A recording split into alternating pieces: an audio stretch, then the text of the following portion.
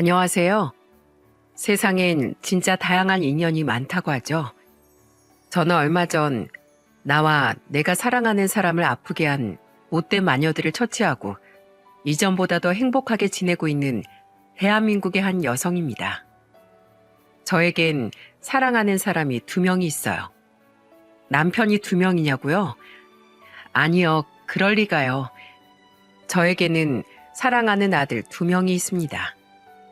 어느 누구 하나 더 사랑하냐고 물어본다면 선택하기가 어려울 만큼 저는 제 자녀 2명을 정말 사랑해요. 물론 자녀를 가진 부모라면 다 마찬가지겠죠. 근데 또 어떤 부모든 자기 손에 더 아픈 손가락이 있다고 하잖아요. 저도 그렇습니다. 제 2명의 아들 중에서도 더 제 가슴을 아프게 하는 아들이 있습니다. 그 아들이 제게 아픈 손가락이 된 데는 아주 큰 사연이 있어요. 그 아들에게는 정말이지 너무나 비극적이고 아픈 일들이 벅찰 만큼 크게 일어났거든요. 지금은 그 모든 역경을 잘 이겨내고 꿋꿋하게 밝게 잘 지내고 있어 다행이지만 정말 누군가에겐 꼭 제 아들의 이야기를 해줌으로써 악한 인연은 하루빨리 인생에서 걷어내시라고 권유하고 싶어 이렇게 사연튜브에 글을 보내게 되었네요.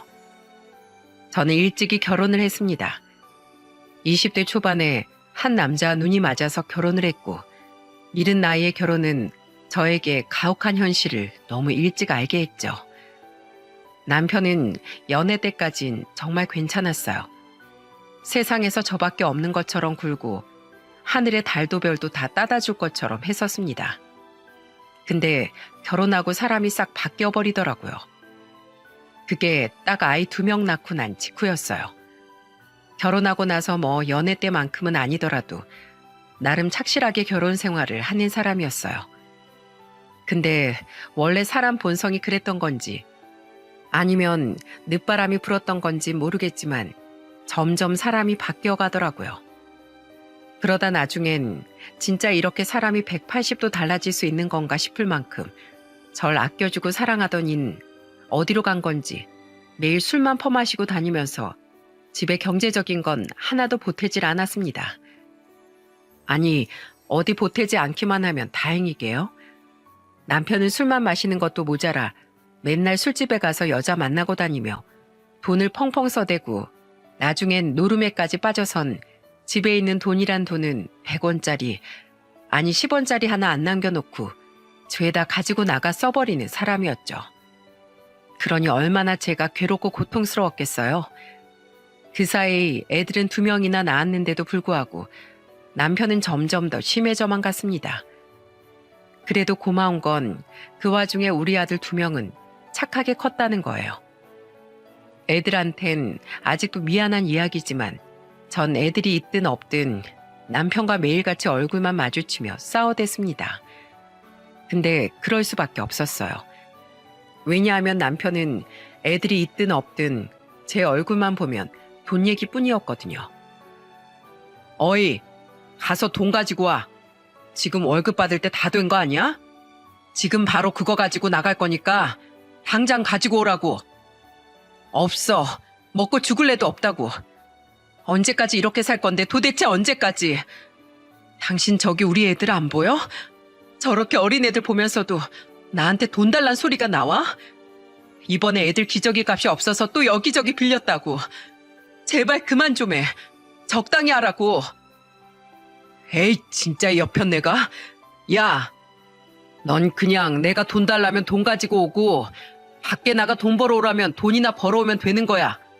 어디서 하늘 같은 남편한테 구레구레 소리를 지르고 있어?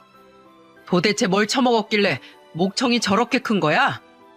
저기 저 나랑 굿수업 치는 김 여사는 아주 그냥 말투가 나긋나긋 사근사근한 게 듣기만 해도 귀가 간지러운데 말이야. 에이, 퇴! 야, 나 간다. 내일 다시 올 거니까 내일까지 돈 만들어 놔. 남편은 결국 이렇게 저를 무너뜨리는 말을 서슴없이 내뱉고는 그대로 집 밖을 나가버렸습니다. 정말 절망스러웠어요. 지금까진 그래도 애들을 아빠 없는 자식들로 만들고 싶지 않아서 좀 참고 살아보려 했지만 이렇게 살다간 내 인생도 내 애들 인생도 다 망쳐놓겠다 싶었습니다. 그래서 큰 결심을 하고 이혼하기로 마음을 먹었어요. 근데 어디 이 사람이 순순히 이혼해줄 사람인가요? 참 이혼도 다이나믹하게 했습니다. 제가 이혼을 이야기했을 때 역시나 남편의 반응은 아주 뜨거웠어요. 이혼을 못 해주겠다며 아주 난리도 그런 쌩 난리가 어깨 피더라고요. 근데 그 인간은 순순히 이혼해줄 수밖에 없었습니다. 왜냐고요? 지금이야 폐지가 돼서 없지만 그때까지만 해도 간통죄라는 게 있었거든요. 남편은 아주 당당하게 제 앞에서 바람을 피우고 심지어는 상간녀를 데리고 우리 집에까지 왔던 사람이기에 그 인간을 간통죄로 밀어넣을 수 있는 증거들은 수두룩했습니다. 그래서 저는 이혼을 못 해주겠다는 남편을 싸그리 무시하고는 바로 간통죄로 고소를 해버렸고, 어리석고 무식했던 남편은 그대로 저와의 이혼 소송에서 질 수밖에 없었습니다. 그렇게 남편에게서 해방이 된 저는 원래는 전라도에서 살았다가 아이들 2명을 데리고 남편을 마주칠 리 없는 전혀 다른 지역인 서울로 이사가서 악착같이 살았어요. 안 해본 일이 없었습니다. 낮에는 건물 청소를 하고 밤에는 야간까지 하는 식당에 들어가 주방 일을 했어요. 애들은 옆집 언니한테 맡겨놓고 살 수밖에 없었습니다. 다행히도 제가 이사를 간 동네 옆집 언니가 저와 또래였는데 그 언니도 결혼을 일찍 해 우리 애들 또래의 자녀가 있었고 제 사정을 전부 다 알고 있는 언니가 자진해서 우리 애들을 봐줬거든요. 그 언니랑은 지금도 잘 지내고 있을 만큼 저에게는 은인이나 다름없는 사람이에요. 남편을 잘 만나 집에서 주부로 호강하며 살았던 언니는 제가 해줄 수 없는 것들을 애들한테 해주곤 했습니다. 밥도 그 당시 애들이 좋아하지만 제가 쉽게 사줄 수 없는 햄이나 고급 반찬들 같은 것들도 다 사서 먹여주곤 했죠. 그리고 제가 퇴근할 때까지 애들을 돌봐주면서 씻겨주기까지 하고는 저를 기다렸다가 건네주곤 했어요. 아마 언니가 아니었다면 저는 절대로 애들을 키울 수 없었을 거예요. 근데도 우리 애들은 그 힘든 상황에서도 저를 거의 힘들게 하질 않았어요. 어찌나 예쁘고 착실한 애들로 자라줬는지 저는 지금도 우리 애들한테 제일 미안하면서도 고마운 게 바로 그거예요. 부모 사랑을 충분히 주지 못했는데도 불구하고 번듯하고 건장하게 잘 자라준 거요. 우리 첫째 놈은 어릴 때부터 공부를 잘했는데 공부를 잘할 뿐 아니라 의협심이 남달랐어요. 그리고 정의감도 있는 놈이었는데 그래서 그런지 강단 있는 게 좀 다르더라고요. 내 아들이지만 참 멋지다라고 생각할 때가 많았을 만큼 제 큰아들은 진짜 괜찮은 놈이었습니다. 우리 첫째가 20대 초반 때 일이었는데요. 밤에 집에 오는 길에 동네 어떤 집에서 여자가 혼자 뛰쳐나오고 그 뒤에 시커먼 남자가 마구 따라 나오는 걸 우리 아들이 목격을 한 적이 있었어요. 보통 사람 같으면 무서워서 아무것도 못할 텐데 우리 아들은 그걸 발견하자마자 재빨리 따라가서는 그 남자를 잡고 경찰에 넘기기까지 해서 시민 표창장까지 받은 일이 있었답니다. 그 남자가 그 당시에는 직접 흉기를 꺼내진 않았지만 나중에 잡고 보니 품 안에 흉기까지 소지하고 있어 정말 위험한 상황이었어요. 그런데도 불구하고 제 아들이 용감하게 그 남자를 잡아준 덕에 여자도 무사하고 범인도 잡혀 제 아들은 표창장까지 받을 수 있었죠. 그만큼 용기 있고 강단 있던 아들은 직업도 뜻깊은 걸 하고 싶다면서 교정직 공무원이 되더라고요. 교정직 공무원은 교도소에서 근무를 하는 사람으로 교도소에 수감되어 있는 수용자들을 관리하는 직업이에요. 웬만해서는 쉽게 도전할 수 없는 어렵고 험난한 일인데도 불구하고 제 아들놈은 그 직업만 고집을 하더니 결국에는 거길 들어갔죠. 둘째는 평범하게 커서 일반 직장에 들어가 직장인으로 잘 자리 잡아서 일을 했습니다. 둘 다 저를 생각하는 마음이 끔찍한 애들이라 어느 정도 맑게 알아듣고 야무져졌을 때쯤부터는 자기들이 알아서 집에서 빨래도 해놓고 음식도 미리 차려놓을 만큼 야무진 애들이었어요. 근데 그런 애들이 장가는 또 늦게 가더라고요. 그나마 둘째는 종종 연애라도 좀 하는 것 같았는데 첫째만큼은 직업이 그래서 그런 건지 아니면 다른 이유가 있는 건지 좀처럼 연애를 하질 않았습니다. 그래서 내심 걱정을 하고 있었는데 그래도 요놈이 영 몹쓸 놈은 아니었는지 다행히 어느 순간부터 연애라더니 그 애랑 결혼을 하겠다며 찾아왔더군요. 그 둘은 소개팅을 통해서 만났는데 여자도 취위생사로 나름 직업도 나쁘지 않고 성격도 싹싹해 보이는 게 마음에 들었습니다. 그래서 결혼을 시켰어요. 하지만 저는 그 결혼시킨 것을 뼈저리게 후회해야만 했죠. 아들 부부는 결혼하고 나서 한 3년 정도는 무탈하게 잘 지내고 있었습니다. 결혼하고 나서 한 2년 정도 있다가 애도 한 명 낳아선 잘 키우고 있었죠. 근데 애 키우고 일 다니면서 잘 지내고 있던 며느리가 뜬금없이 하고 싶은 일이 생겼다면서 말을 하더라고요. 며느리는 좀 성격이 외향적이고 활발했는데 어느 날 갑자기 유튜브를 하겠다고 나섰어요. 치위생사 하는 것만으로는 돈도 안 되고 재미도 없다면서 요즘 사람들이 많이 하는 것처럼 먹는 것도 찍어서 올리고 어디 여행 가는 것도 찍어서 올리는 걸로 돈을 좀 벌어보겠다고 이것저것 하는 것 같았는데 문제는 며느리가 유튜브를 하는 덕에 제가 골로 갈 뻔했다는 거예요. 저는 쭉 건물 청소와 식당 일을 병행하면서 하다가 애들이 크고 직장 일을 시작하면서부터는 바로 식당 일은 그만두고 건물 청소만 하면서 지내고 있었습니다. 그리고 그전에는 주말도 없이 일하고 있었는데 아들들이 주말에도 쉬라고 해서 평일에만 일할 수 있는 곳으로 다니고 있었죠. 주말에는 평일 내내 힘들게 일을 했으니 집에서 쉬는 게 제일 편해서 거의 집 안에만 있었는데요. 어느 날 저 혼자 집에 있는데 며느리가 우리 아들도 없이 제 손주도 없이 집에 찾아왔더군요. 그러면서 제게 하는 말이 절 당황스럽게 만들었습니다. 어머 효리야, 우리 상률이도 없이 무슨 일이야? 오늘 상률이 근무하는 거야? 우리 손주는 어디다 맡기고 혼자 왔어? 아, 네 어머님, 남편은 지금 근무 시간이라 출근했어요. 아기는 잠깐 친정엄마한테 맡겼고요. 제가 오늘 어머님이랑 할 일이 있어서 말이에요.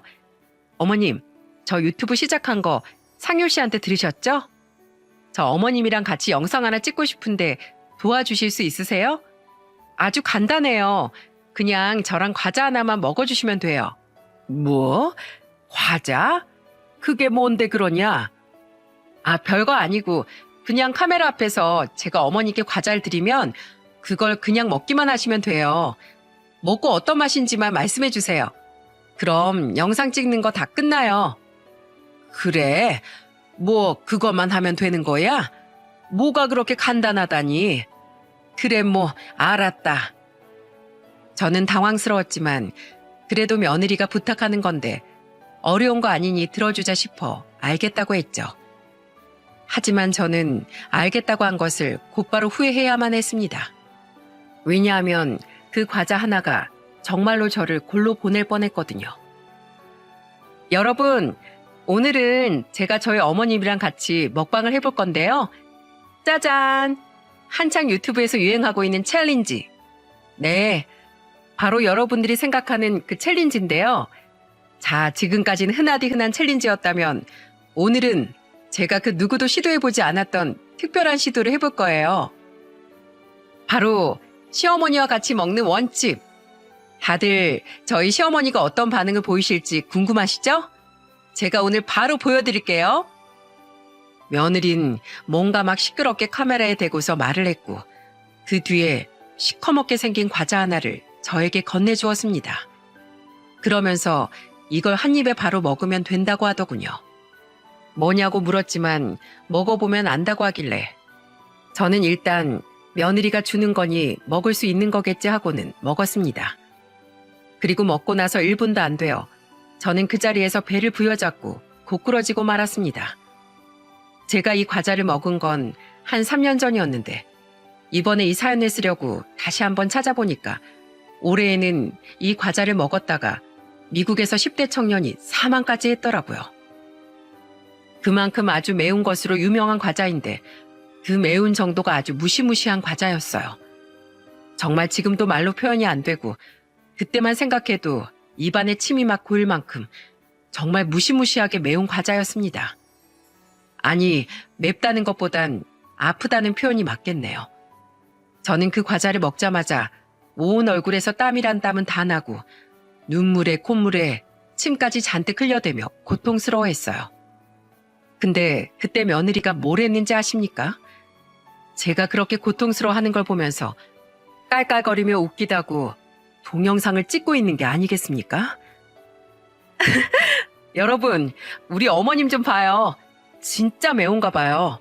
우와, 저 우리 어머님 이렇게 매워하시는 모습 처음 봐요. 자, 어머님, 이대로 5분 참으실 수 있으시겠어요? 며느리는 그 긴박한 상황을 제대로 인지를 한 건지 못한 건지 쥐가 차는 질문을 해댔습니다.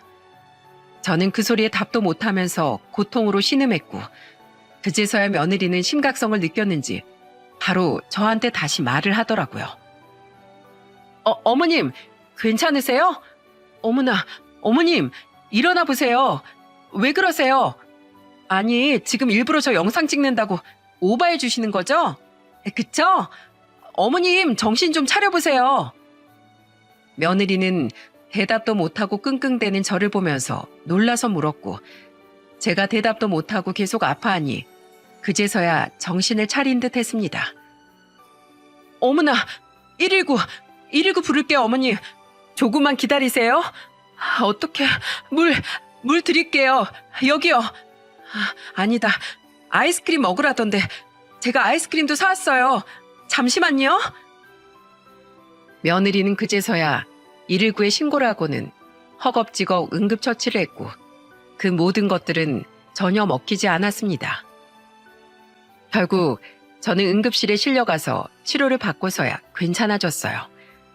하지만 치료를 받고 나서도 저는 위가 아파 한동안 음식을 제대로 먹을 수가 없었죠. 이 모든 사실을 다 알게 된 제 아들이 화가 나서 며느리에게 말을 했습니다. 당신 미쳤어? 이거 젊은 사람들도 먹고 힘들어하는 건데 이걸 엄마한테 드려? 생각이 있는 거야, 없는 거야? 엄만 이걸 왜 먹었어요, 대체? 이게 얼마나 무서운 과자인데 이거 먹고서 젊은 사람들도 응급실 다 실려가고 했다고요. 뭐라고?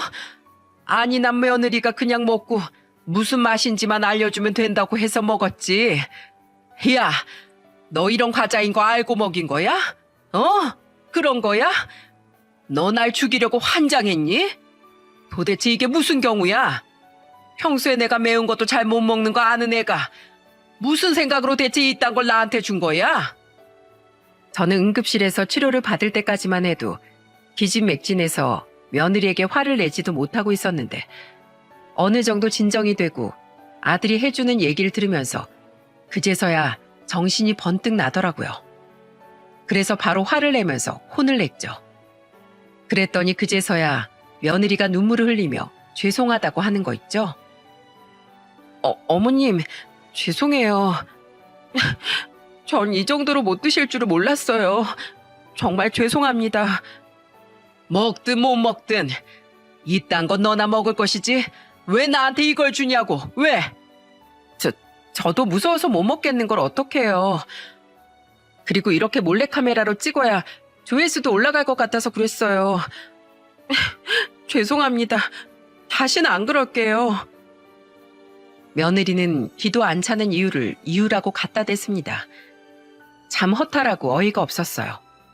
알고 보니까 원래 그 챌린지를 하려면 아이스크림이나 매운기를 싹 가게 하시는 음식들을 앞에다가 놓기도 하고 과자를 먹기 전에 위 보호제도 먹는 것 같았는데 며느린 그런 것들을 미리 꺼내놓으면 제가 지레 겁먹고 그 과자를 안 먹을까봐 일체 그런 것도 다 숨기고 과자부터 줬던 거였어요.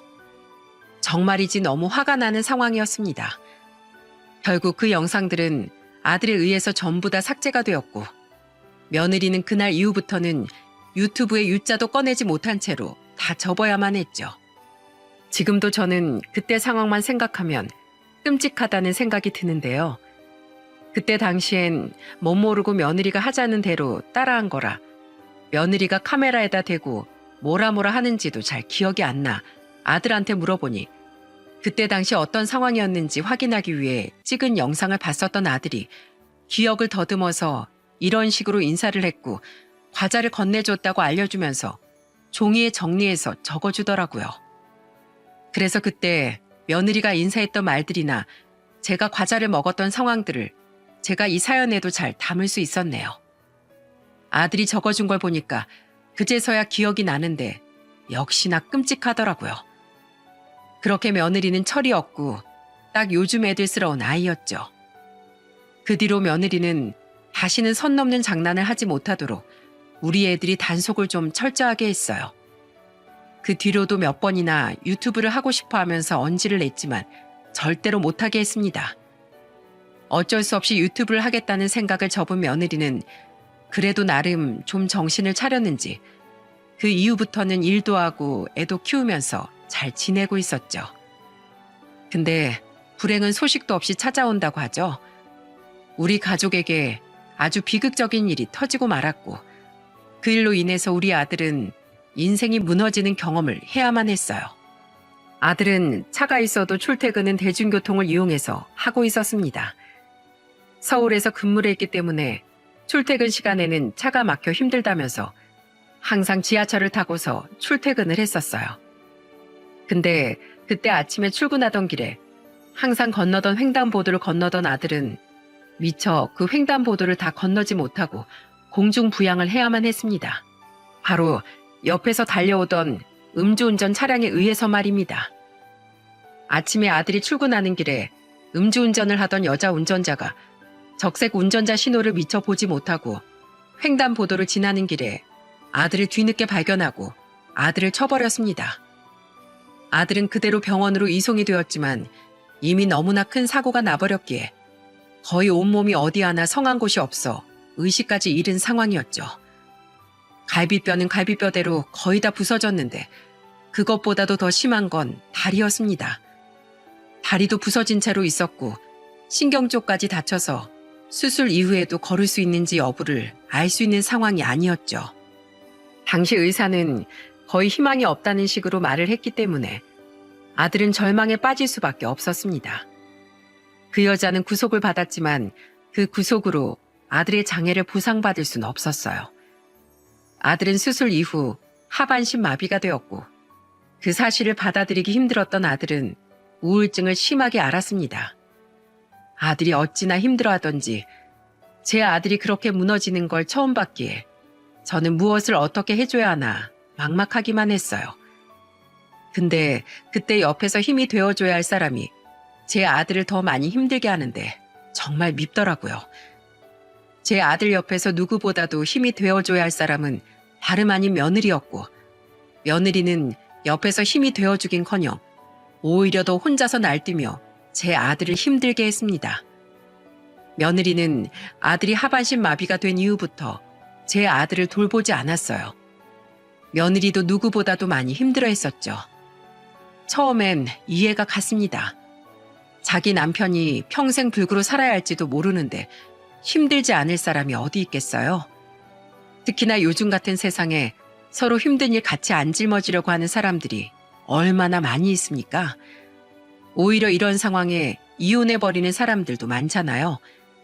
근데 며느리는 이혼하자는 얘기는 꺼내진 않았지만 밤낮 없이 제 아들을 괴롭히며 힘들게 했어요. 아들이 병원에 있을 땐 거의 오지도 않고 손주도 보여주지 않았고 퇴원하고 나서는 참 몹쓸 짓을 많이 하더군요. 허구한 날 술에 취해서 들어와서는 제 아들 앞에서 행패 부리기 일쑤였어요. 당시 며느리가 아들을 전혀 케어하지 않았었기에 제가 아들네 집에 들어가 간병사 노릇을 해주고 있어서 모든 상황을 다 지켜볼 수 있었습니다.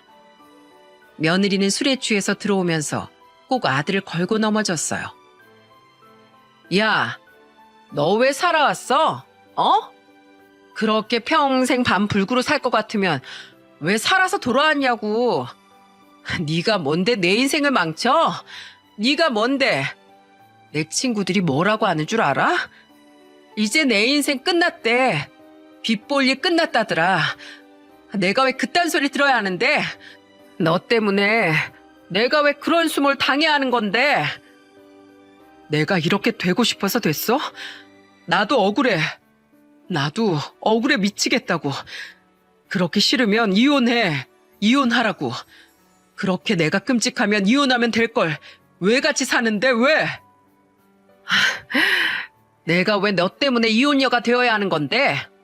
그것도 싫어. 그것도 짜증난다고. 그냥 일어나. 그냥 걸어버리면 되잖아. 진짜 당신을 만나는 게 아니었어. 결혼하는 게 아니었다고. 며느리는 화를 내다가 급기야는 그 화를 주체하지 못하고 온 집안의 물건들을 다 부수기까지 했습니다. 저는 겨우 며느리를 말렸고 처음엔 며느리가 힘들어서 충분히 그럴 수 있다 싶어 받아줬어요. 하지만 저는 우리 아들한테 막말하고 막대하는 걸 볼 수 없어 따끔하게 한마디를 했죠. 그만해. 그렇게 싫으면 이혼하라 하는데 이혼도 안 하는 심보는 대체 무슨 심보야? 내 아들이 다치고 싶어서 다쳤어? 저렇게 아프고 싶어서 아프게 됐냐고. 작작해. 어느 정도 했으면 너도 그만해야 할 거 아니야. 내 아들이 너한테 뭘 그렇게 잘못했니? 너야말로 내 아들 교통사고 나서 병원에 있는 동안 한 번이라도 제대로 병 간호하러 온 적이 있어. 아니면 지 아들 보고 싶다는 애한테 자식 얼굴을 제대로 보여주기로 했어. 아무것도 안 하고 지금까지 원망만 했으면 이제 그만할 때도 됐잖아. 너 다시 한 번만 내 아들 앞에서 행패 부리고 짜증내면 그때 내가 너네 강제로 이혼시킬 줄 알아. 아니, 그냥 지금 바로 이혼해. 제발 이혼하라고. 말을 하다 보니 악에 받쳐서 저도 소리까지 질러가며 말을 했습니다. 하지만 며느리는 꿈쩍을 하지 않더군요. 여전히 이혼을 거부하며 아들과 이혼을 하지 않으려고 했죠. 저는 어떻게든 아들과 며느리를 이혼시키고 싶었지만 그럴 수가 없었습니다. 왜냐하면 당시 아들의 심리 상태가 매우 불안정했었거든요. 아들은 며느리가 화를 내고 깽판을 칠 때마다 매우 힘들어하면서 이혼을 이야기했지만 실제로는 이혼을 진행할 수 있는 상황이 아니었어요. 왜냐하면 아들은 그때마다 말은 이혼하자고 했어도 나중에 저한테는 절대로 이혼을 할 수 없다며 매일같이 울며 말했거든요. 엄마, 내 인생 이대로 끝나야 하는 거예요? 나 영영 이렇게 살아야 돼요? 나 와이프랑 이혼할 수 없어요. 나 와이프랑 헤어지고 나면 이제 영영 혼자 되는 건데 나 그럼 진짜 죽을지도 몰라요. 엄마가 와이프 좀 설득해 주세요. 내가 더 잘할 테니까 제발 와이프가 날 버리지 말라고 엄마가 좀 말해줘요. 네? 제발요, 엄마. 나 진짜 혼자 되고 싶지 않아. 나 이대로라면 차라리 죽는 게 나아. 아휴, 아들아. 어쩌다가 내 아들 인생이 이렇게 됐누. 어쩌다 내 아들 인생이 이렇게 돼. 아들은 매우 불안정하게 날마다 울다가도 화내는 것을 반복했고 저는 그걸 옆에서 지켜보면서 가슴 치며 울 수밖에 없었습니다. 심리치료를 받아보려고 해도 아들이 완강하게 거부를 했고 그 슬픔에서 헤어나오질 못하고 있었죠. 그러던 와중에도 며느리는 좀처럼 아들을 대하는 태도가 나아지질 않았고 저는 그 모든 상황들을 보면서 어떻게 하면 애들을 이혼시킬 수 있을까? 아니면 어떻게 하면 이 모든 상황들을 해결할 수 있을까? 고민을 해야 할 뿐이었죠. 그렇게 속절없이 시간이 지나고 있을 때 정말 말도 안 되는 일이 벌어졌고 그 말도 안 되는 일을 통해서 제 아들은 휠체어에서 일어날 수 있었습니다. 제가 아들과 함께 집에 있을 때 며느리보다도 더 심하게 정말 머리카락 한 올 보이지 않았던 사람인 안사돈이 집으로 갑자기 찾아왔더라고요. 평소에 며느리와는 사이 좋은 모녀지간인지라 아들이 몸이 성할 땐 안사돈이 수시로 이 집에 들락날락 거릴 정도로 뻔질나게 다녔죠. 근데 제 아들이 사고 난 이후론 이 집에 발길도 들이질 않았어요. 그런 인간이 이 집에 찾아오더니 벼랑간 제 아들을 보자마자 하는 말이 기가 찼습니다. 박서방, 자네 아직도 그러고 있는가? 아니 언제까지 그렇게 우중충하게 있을 거야? 그 다리꼴을 하고서라도 가장이라면 나가서 일을 하든 국어를 하든 가정을 책임져야 할 거 아니야? 지금 내 딸이 혼자서 가장 노릇한다고 얼마나 허리가 휘는지 알아? 하여간에 이기적이어도 웬만큼 이기적이어야지. 그 아픈 게 뭐 대수라고. 저는 휠체어에 앉아있는 아들을 향해 집에 오자마자 막말을 퍼붓는 안사돈을 보고 너무 화가 나 아들 대신 맞받아쳤습니다. 이봐요, 안사돈. 말이 너무 심하잖아요. 지금 아픈 애한테 뭐라고 말을 하는 거예요? 오랜만에 와선 할 말이 그거예요? 예? 그딴 말 짓거리려고 왔냐고요? 여기에서 더 할 거면 차라리 나가요. 오지 말라고. 내 아들 앞에 아예 나타나질 마. 저는 너무 화가 나서 급기야 나중엔 반말까지 하며 화를 냈어요. 하지만 이 안사돈이 진짜 보통 내기가 아니더라고요. 제가 그렇게까지 화를 내는데도 뭘 하는 줄 아십니까? 아니 사돈, 생각을 해봐요. 다친 건 다친 거고 가장 노릇할 건 해야죠. 내가 진짜 내 딸 불쌍해서 살 수가 없어.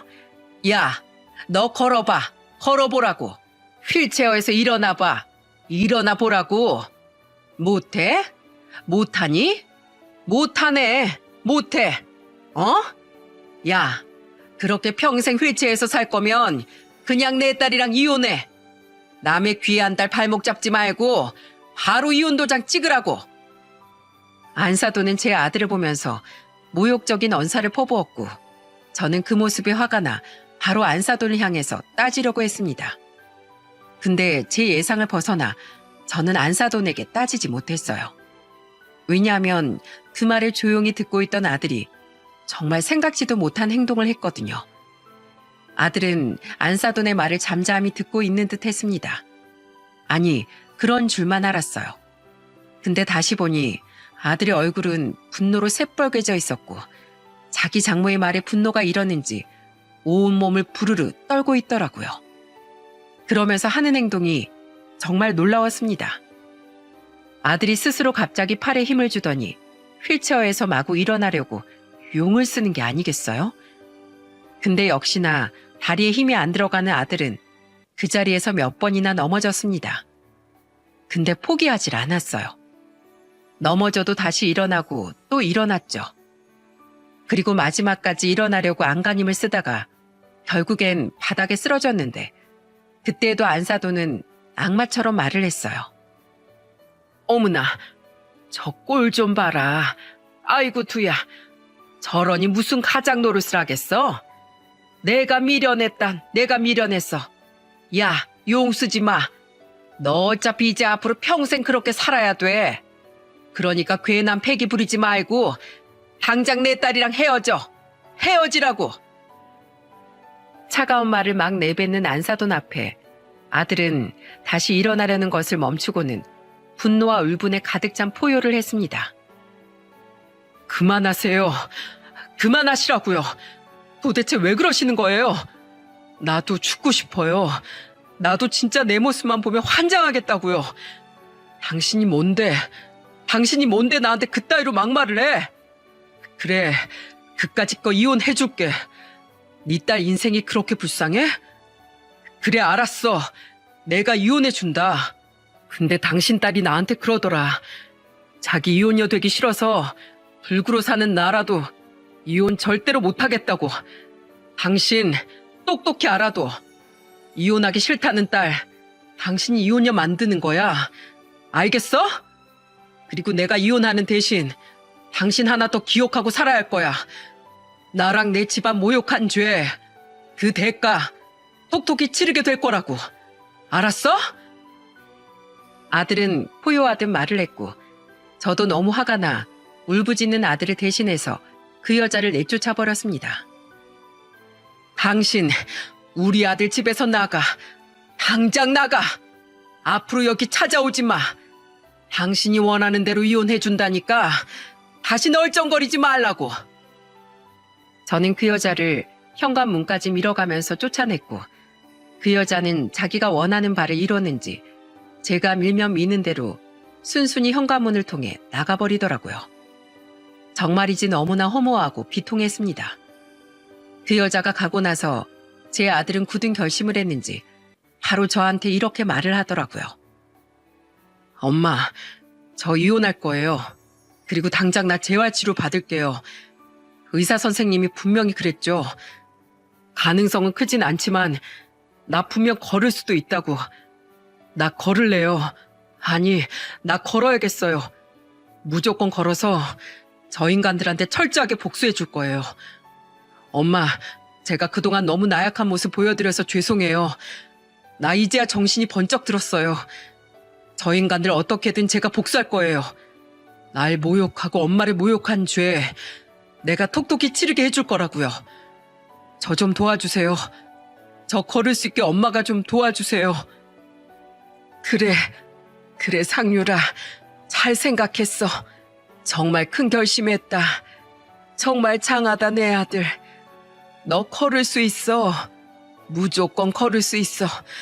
엄마가 너 걷게 만들어 줄 거야. 어떻게 해서든 너 걸을 수 있게 해줄 거니까 이 엄마만 믿어. 알았지? 무조건 엄마만 믿어.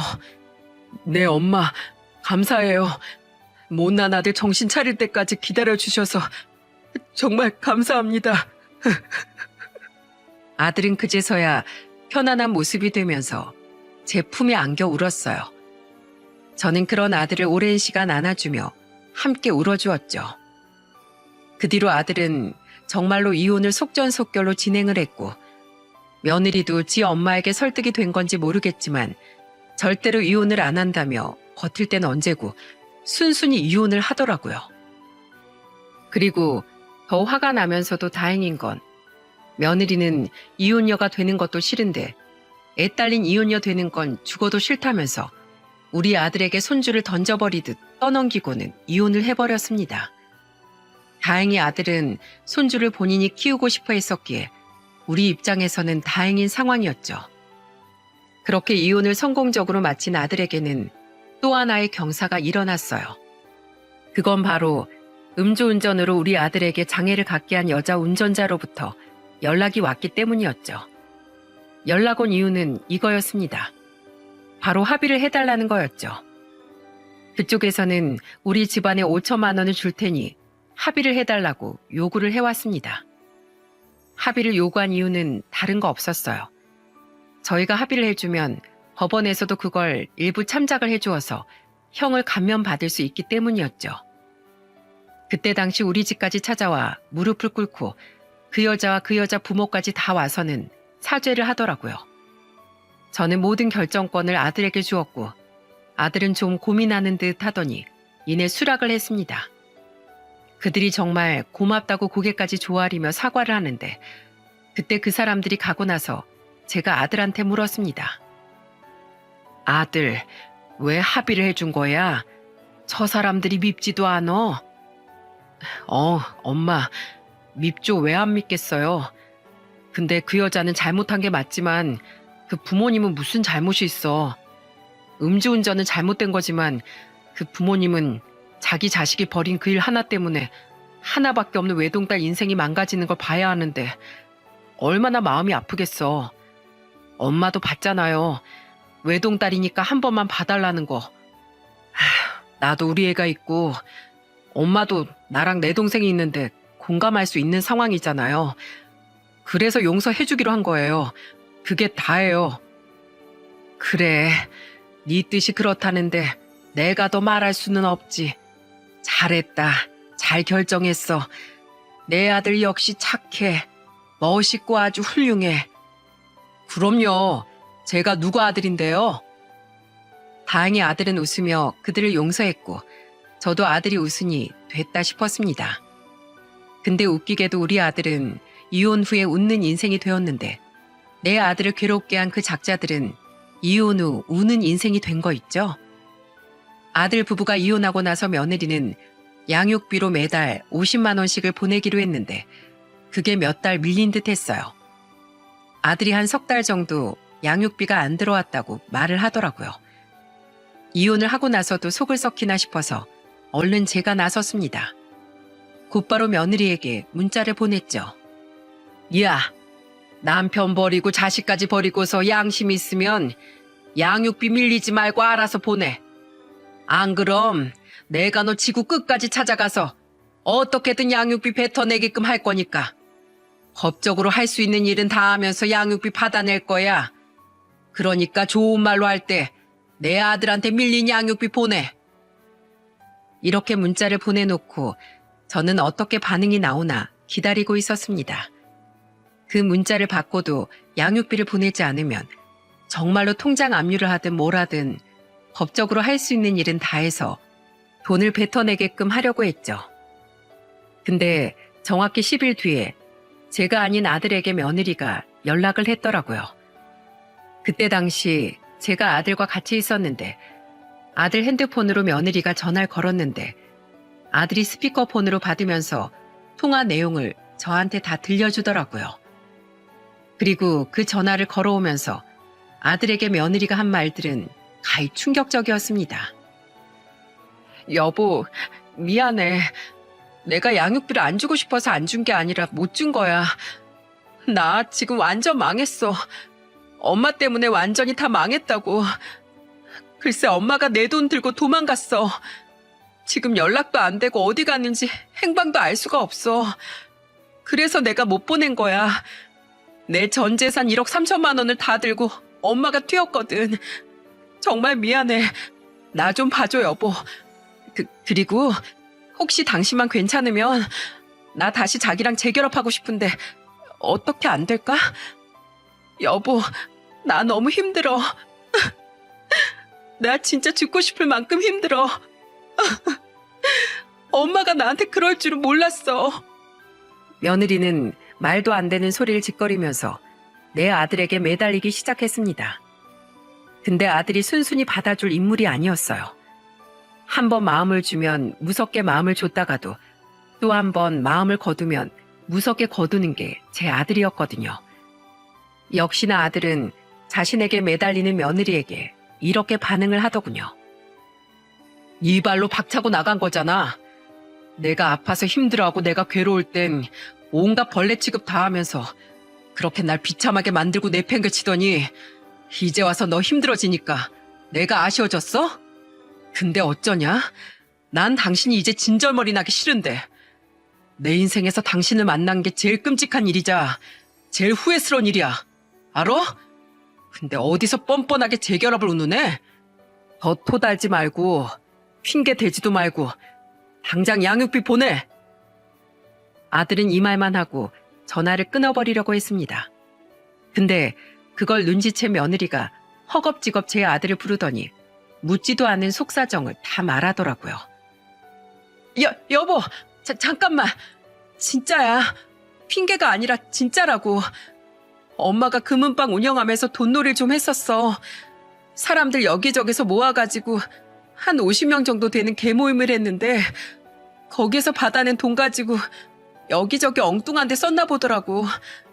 나한테 그 돈 꼭 메꿔야 한다면서 돈만 투자해주면 8% 원래 주는 건데 나한텐 특별히 10% 주겠다면서 내 전 재산을 다 가지고 갔어. 그게 무려 1억 3천이야. 몇 달은 이자를 잘 주더라고. 근데 내가 당신한테 돈 못 보낸 그 달 있지? 그 달부터 시작해서 돈을 안 주더니 이제 나의 잠적을 해버렸어. 여보, 나 진짜 돈 없어. 지금 아빠 돈까지 싸그리 다 들고 튀었다고. 내 여동생 돈도 가지고 갔었는데 간신히 여동생이 그건 미리 받아 챙겼나 보더라고. 알지? 걔 얍삽하고 야무진 거. 지 엄마가 사고 칠 걸 알았던 거야. 그럼 나한테 말이라도 해줘야 하는데 그 얍삽한 게 나한테 말하면 나까지 엄마한테 돈 달라고 해서 지도 못 챙길까 봐 말도 안 하고 지만 살아남은 거야. 나 지금 진짜로 죽고 싶을 만큼 힘들어. 엄마한테 돈 맡긴 사람들은 지금 나 일하는 치과까지 와서 돈 내놓으라고 난리야. 나 진짜 하루하루가 지옥 같아. 여보, 나 좀 제발 살려주라. 나 좀 도와줘. 며느리는 하소연하듯이 자기 사연을 줄줄이 읊었습니다. 들어보니까 사돈이 원래는 금은방을 운영하고 있었는데 거기에서 손님들이랑 주변에서 같이 일하는 상인 사람들을 모아서 개모임을 하면서 돈을 좀 만졌나 보더라고요. 그 모임에는 뭐 꽤나 유명한 연예인 부모님들도 있었고 그 동네 상인들도 같이 껴있었는데 그 사람들이 죄다 며느리에게 찾아가 하루 종일 돈 내놓으라고 난리 법석을 떠는 듯 했습니다. 그리고 이미 경찰들은 안사돈을 찾아 나섰는데 이미 행방을 감춘 사람을 찾기란 여간 쉬운 일이 아니었나 보더군요. 그 사정 때문에 며느리는 지금 빚쟁이의 빈털터리가 되어버린 거였어요. 그 꼴을 하고 우리 아들한테는 다시 받아달라고 재결합하자고 뻔뻔한 요구를 한 거고요. 근데 제 아들은 이 사연을 다 듣고도 역시나 마음을 굳건하게 잘 지키더군요. 아들이 며느리에게 하는 말을 듣는데 어찌나 제 속이 시원하던지요. 야, 잘 들어. 네 인생 네 갖고 왔어. 알아? 너 요즘 말로 지팔 직권이라고 알지? 지팔자 지 갖고 왔다 이 말이야. 너 네가 딱 그 짝이야. 알아들어? 네 사정이야 내가 알 바 아니고 당장 약속한 돈이나 보내. 징징거리지 말고. 듣기 싫으니까. 그리고 다시 한 번만 더 쓸데없는 소리로 전화하기만 해봐. 그땐 내가 이렇게 좋게 말로도 안 해. 아들은 더 들을 소리도 없다는 듯이 전화를 매정하게 끊어버렸습니다. 그 뒤로도 몇 번이나 전 며느리에게 전화가 왔지만 아들은 받지 않았어요. 그리고 문자로 딱 한마디 보냈죠. 전화 그만해. 그리고 당장 돈 보내. 안 그럼 나도 빚받으러 당신 치과로 당장 쫓아갈 줄 알아. 이 문자 하나에 며느리는 어디서 돈을 구했는지 바로 밀린 돈을 보냈더라고요. 참 웃기고도 어이가 없는 광경이었습니다. 그 이후로 며느리는 몇 번이나 양육비가 밀릴 것 같으니까 아들에게 문자로 상황 보고를 그렇게 해댔어요. 며느리가 보낸 문자를 보니 요즘 그쪽 사정은 이렇더라고요. 일단 며느리는 온갖 사기당한 사람들이 다 찾아오는 통에 병원 이미지가 안 좋아진다며 다니던 치과에서 잘린 상황이었어요. 그리고 지금은 전 재산까지 다 탈탈 털려서 지방으로 도망가서는 단칸방으로 들어가 거의 은둔 생활을 하고 있는 듯 했죠. 그 바깥 사돈이었던 양반도 자기 와이프가 집까지 다 팔아먹고 날랐기 때문에 가진 게 없어서 둘째 사돈 처녀 집에 얹혀서 살다가 사돈 처녀가 이제 곧 결혼한다며 지 아빠를 내쫓아버린 바람에 혼자 살기에도 좁은 며느리네 단칸방에서 같이 사는 모양이었습니다. 다행히 안사돈은 도망간 지 4개월 만에 경찰에게 붙잡혔지만 이미 돈을 다 탕진해버린 상황이었기에 그 많은 돈을 갚을 수도 없어 그대로 교도소로 직행했어요. 정말이지 너무 기가 막힌 상황이 아닐 수 없었죠. 결국 며느리는 그 돈을 하나도 받지 못한 채로 망한 인생을 살고 있는 중이었습니다. 그래도 아들이 어떻게든 양육비는 보내라고 경고를 세게 해놔서 그 돈은 편의점 알바하면서 갚아내고 있더라고요. 반면에 우리 아들은 이혼 후부터 더 본격적으로 열심히 재활치료를 받으면서 열심히 자기 인생을 살고 있어요. 그리고 정말 하늘이 도와 아들은 재활치료가 성공적으로 되어서 지팡이를 짚은 채로 스스로 걸을 수 있는 정도가 되었죠. 물론 아직 꾸준히 치료를 받아야 하는 상황이지만 그래도 아들은 스스로 걸을 수 있게 되었다는 것에 큰 희망을 가지게 되어서 요즘은 전보다도 훨씬 밝은 인생을 살고 있답니다. 그리고 아직까지 무리되는 일은 할 수 없어서 소일거리를 찾아서 일을 하고 있는 중인데 집에서 할 수 있는 일을 찾다가 속기사 자격증을 하나 따더니 지금 일을 열심히 하고 있는 중이랍니다. 그렇게 다시 인생의 생기를 찾아서 살아가고 있는 아들을 보고 있자니 너무 마음이 뿌듯하고 기쁘더군요. 손주는 제가 아들과 살면서 같이 케어를 해주고 있어요. 그리고 작은 아들이 결혼을 잘해서 며느리가 참하고 예쁜 앤데 그 애도 가끔 우리 집에 오거나 아니면 자기 조카를 데리고 가서 돌봐주곤 한답니다. 그래서 저는 오히려 우리 큰아들이 이혼하고 나서 훨씬 삶이 좋아졌어요. 우리 아들도 안정을 많이 찾았으니 저는 그걸로 다 되었다고 생각합니다. 여러분, 돈 앞에 장사 없다고 하잖아요.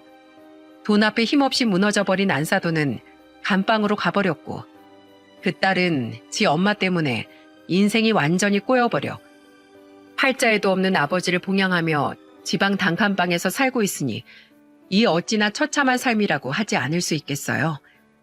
그래서 제가 오늘 이 사연을 쓰게 되었어요.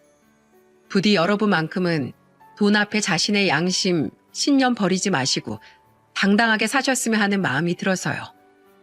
그리고 조금이라도 악한 인연이라는 낌새가 보이면 바로 그 인연은 잘라버리라는 경각심을 드리고 싶어 이 사연을 쓰게 되었네요. 우리 아들도 돈에 연연해하지 않고 두 다리가 아직까지는 지팡이를 짚고 다녀야 하는 사정이지만 그래도 자기에게 주어진 환경, 주어진 수준에 감사하며 행복하게 살아가고 있습니다. 저는 그걸로 됐어요. 저는 그걸로 만족합니다. 여러분도 지금 현재 주어진 삶에 감사하며 어떤 상황이 와도 소중한 사람을 놓지 않고 꿋꿋하게 그 역경을 헤쳐나가면 언젠가는 빛볼 일, 웃을 날이 올 겁니다. 제가 멀리서나마 응원하겠습니다. 제 사연 들어주셔서 감사합니다.